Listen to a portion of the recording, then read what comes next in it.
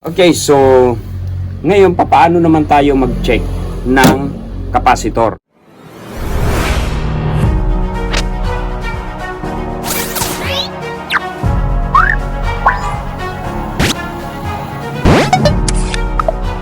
yung luma, ito po yung bago. So parehas lang po ng ano yan, 15, ito yung luma, 15, kita ba? Okay, 15 plus 3 microfarads. Ito yung bago, yung bago natin 15 plus 3 din. Okay, 400 volts ang ating pong capacitor. So paano natin ito i-check o ma-determine na sira, okay, ang capacitor? So ganito, ano po, digital ang gamit natin na minsan may mga technician na sanay sila sa analog, no, hindi ano ang hindi alam pa paano i-set up o i-set yung kanilang digital na multimeter. So paano natin ito titistirin? Ganito, no? Mag-isa lang kasi ako kaya hindi ko maipapakita sa inyo. Okay? So una, i-set natin sa capacitance yung ating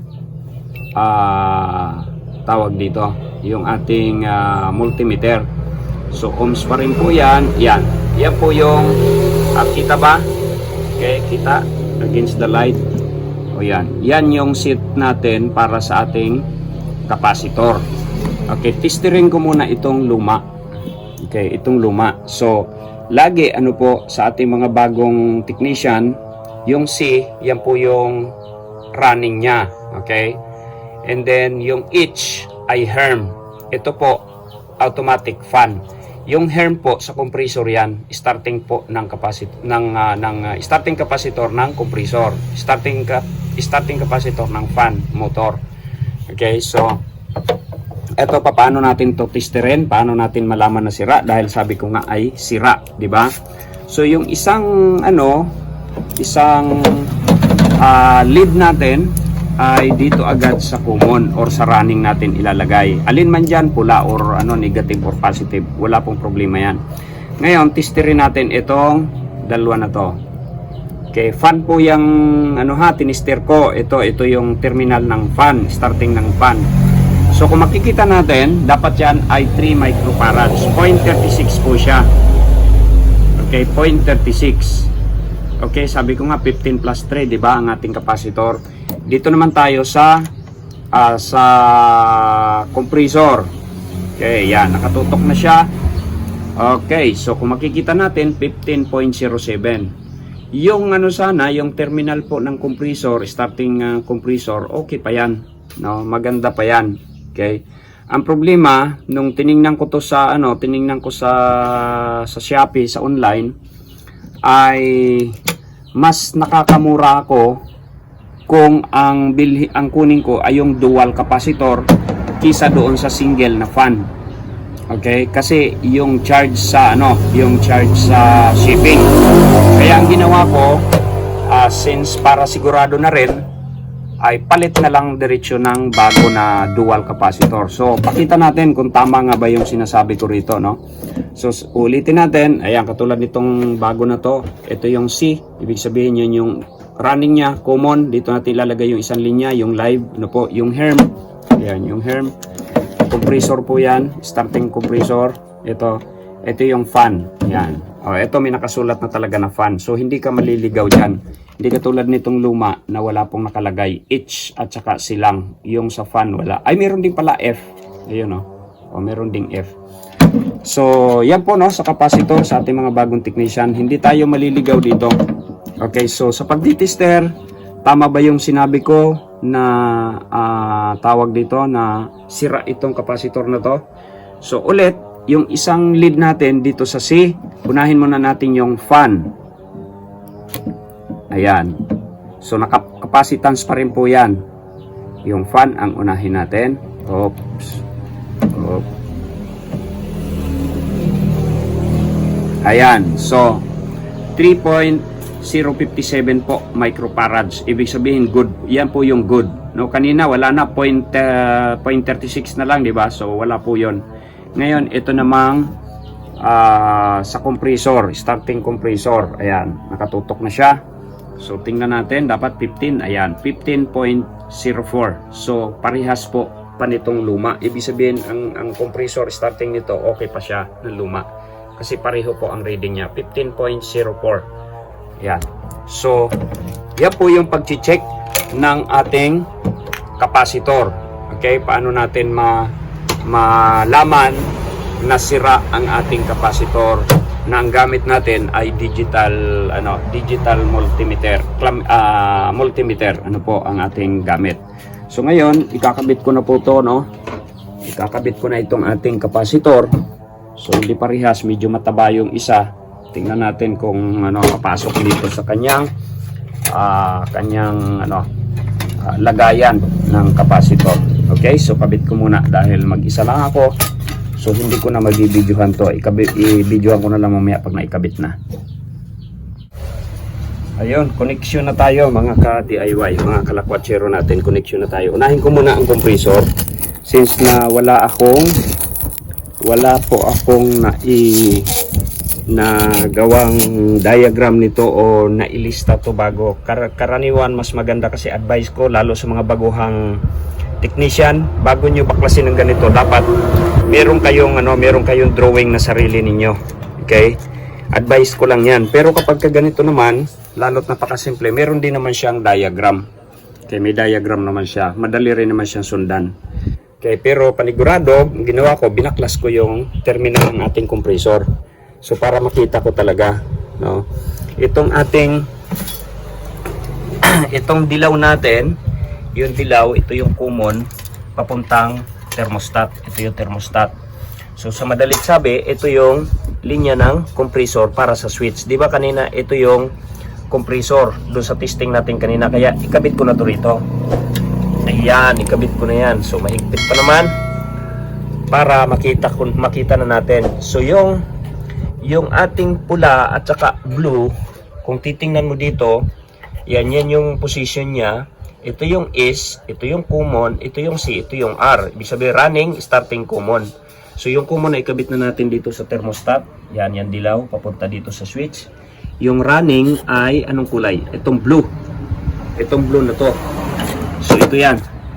Itong blue na to. Yan yung running. Ibig sabihin ng running, diretso na siya doon sa ating capacitor.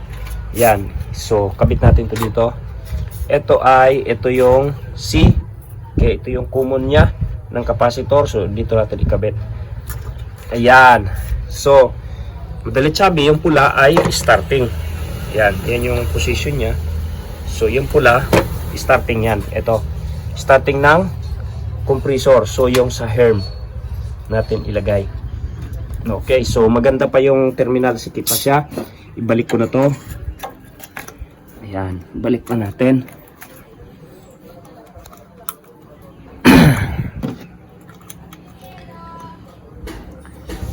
Okay, so ayan na, mamaya ko nahigpitan niya na ibalik na. Okay, so ngayon, ang ating fan motor, kapag wala talagang diagram, hindi nyo nagawa ng halimbawa, hindi nyo nagawa ng sarili nyong diagram. Pero ako, tanda ko to dahil 4 lang naman yung wire niyan. Okay, so ganun pa man, minsan may mga din ang fan motor, may mga diagram na sarili.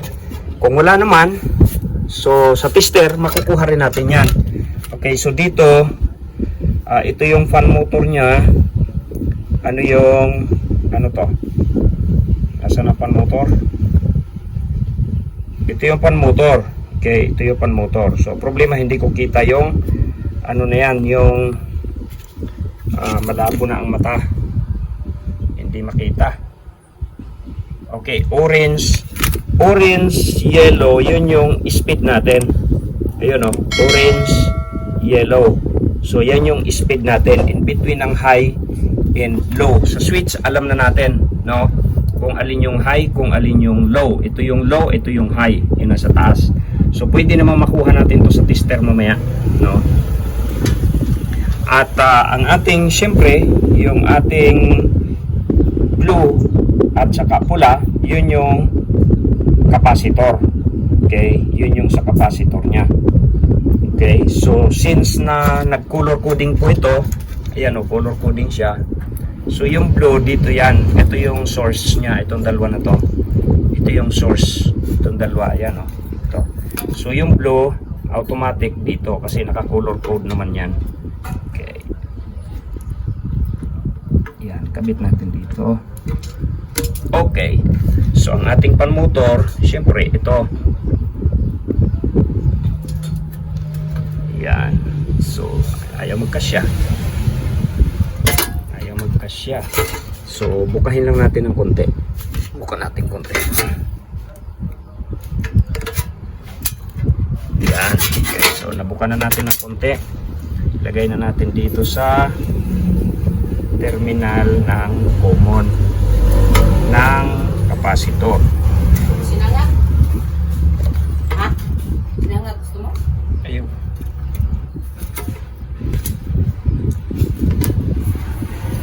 Ayan.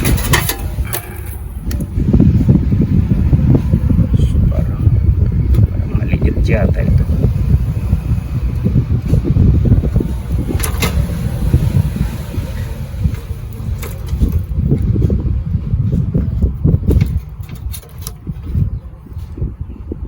Maliit yung sa pan-motor, maliit nga. Oh, maliit. So itong pula ay starting. Maliit. Okay. So dahil maliit ang terminal, alam ko marami akong terminal lag. Sana kaya yon, tika. Sandali lang ha. At atin itong kukuha ko ng terminal lag.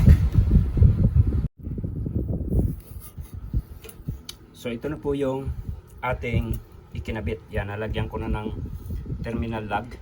Okay, yung ating running, yung starting.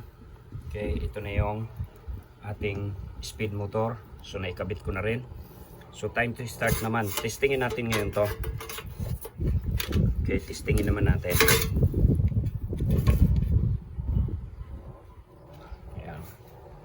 So time to check. Ready, go. Ayan, chichik na natin tong ating fan. So unang pitik na low fan, high fan, ito yung coil. Okay, tingnan natin. Okay. So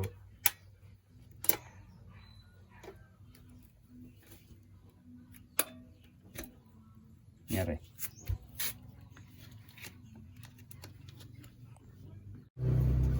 Ayan, start na natin ang ating AC ngayon. Okay. So, low.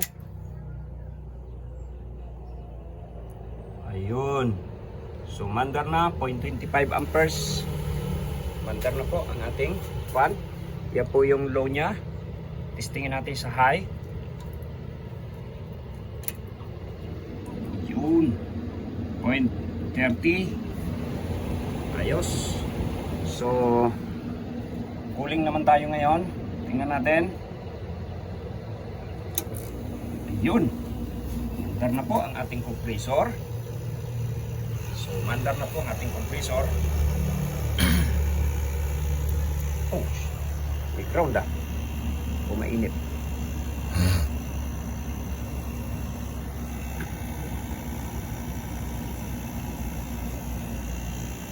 Yan.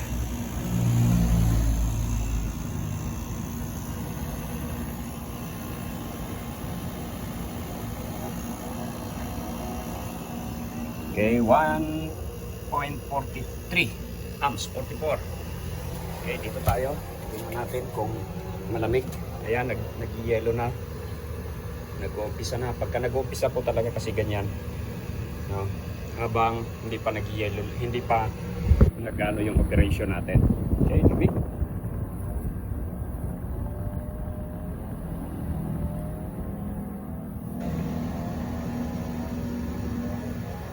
Naka-low pull po tayo. Yan, low. Yan o. Nakaturo sa low. Ito yung high.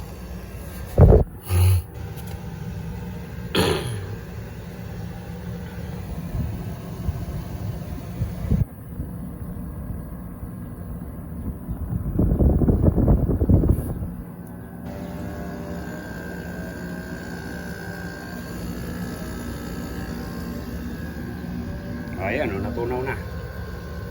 Natunaw na ang yellow. Pero siyempre, under observation pa rin. Obserbahan natin yan. Pero ayos naman, ang suction niya maganda. Malamig yung suction, kaya okay pa to. Malamig yung suction niya, pero parang hilaw. Tingnan natin maya maya.